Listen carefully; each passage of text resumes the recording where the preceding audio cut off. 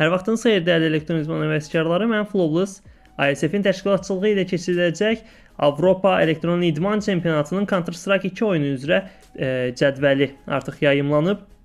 Əslində ISF tam məlumat verməmişdi. Biz dünya çempionatı keçiriləcək sanırdıq, ancaq ISF-in paylaşımlarından belə aydın oldu ki, bu il dünya çempionatı yox, Avropa çempionatı keçiriləcək və artıq 8 qrup üzrə 37 komanda növbəti mərhələyə, belə deyim, əsas mərhələyə keçmək üçün qrup oyunlarına başlayacaq.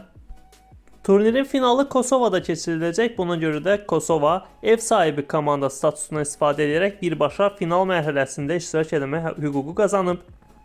Qeyd edeyim ki, turnirin mükafat fondu o qədər də böyük deyil əslində. C tier bir turnir olduğu üçün final mərhələsində offline şəkildə Pristinada keçiriləcək. Offline mərhələsinin mükafat fondu, ümumi mükafat fondu 25.000 evro təşkil edir. Birinci yer tutan komandaya 12.500 evro, ikinci yer tutan komandaya 7.500 evro və üçüncü yerin sahibinə isə 5.000 evro veriləcək. Turnirin keçirilmə qaydası belədir. Seçmə mərhələ 3 hissədən ibarətdir. Qrup mərhələsi 1, qrup mərhələsi 2 və son şans oyunları. Qrup mərhələsi 1 və 2 Best of 1 şəklində, son şans mərhələsi isə Best of 3 şəklində keçiriləcək və ümumilikdə 37 komandadan 15-i final mərhələsinə əsas turnirə yollanacaq. 16-cı komandada onsuz da ev sahibi olan Kosova olacaq.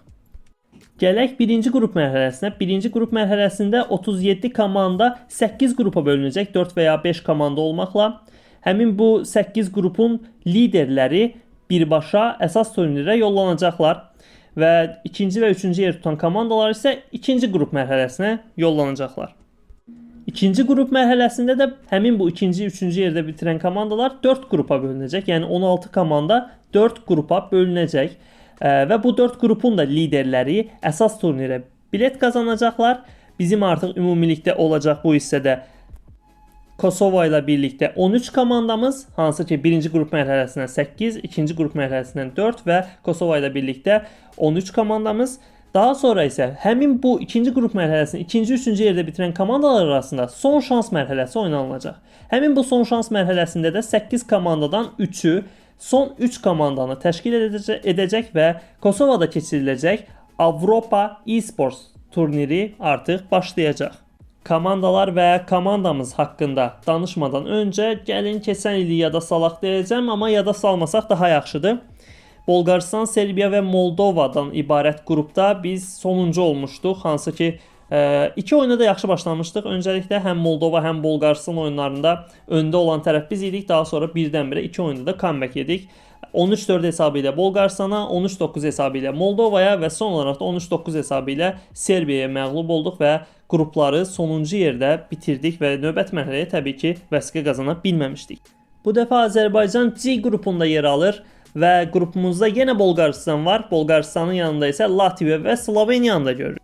Bolqarıstan heyətində Denislav, Bloker, Dublikat, Nikivan və Patrick var. Komandanın oyunçuları belə deyim ümumilikdə B tier, S tier, bəzi oyunçular hətta A tierdə oynamış oyunçulardır. Ümumilikdə təbii ki bizim komandamızdan nisbətən daha təcrübəlidir və böyük ehtimal ki yenə də qrupu birinci bitirmə şansları böyükdür.